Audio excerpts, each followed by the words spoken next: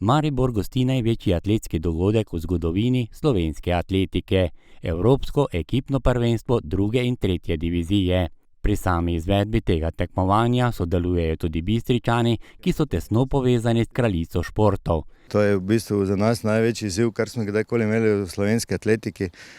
Začeli smo lani, dobili smo prireditev, pravzaprav ne po kandidaturi, ampak po odpovedi Izraela, ki je pač zaradi stanja, ki ga poznate, tam zadevo odpovedal. Mi so izredno resno lotili zadevo, če sam organizacijski odbor je štel najožji 22 članov v celo organizacijo, vključenih več kot 500 ljudi. Kot vodja tehnične službe sem že bil tukaj na festivalu mladih, ki je bil pred 2 letoma in nekako smo ista ekipa tudi prevzeli to funkcijo na tem tekmovanju.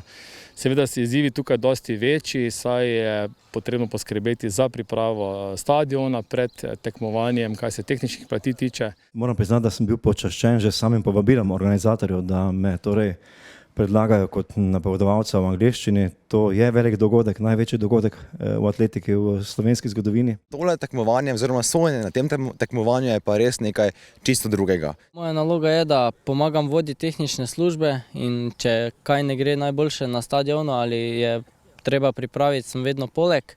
Zdaj, kar se tiče pa sestave reprezentance, moramo reči, da letos je bilo res je odlična sezona do sedaj, kar se tiče rezultatov slovenskih atletov, atletin.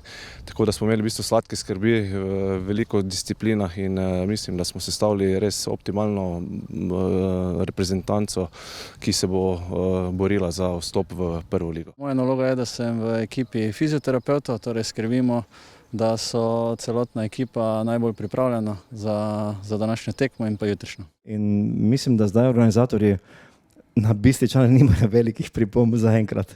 Upam, da se bo tako izteklo vse do konca, torej do jutrišnjega večera, ko bomo podelili nagrade najboljšim trem, ki se uvrščajo v najvišji kakovostni razred evropske atletike.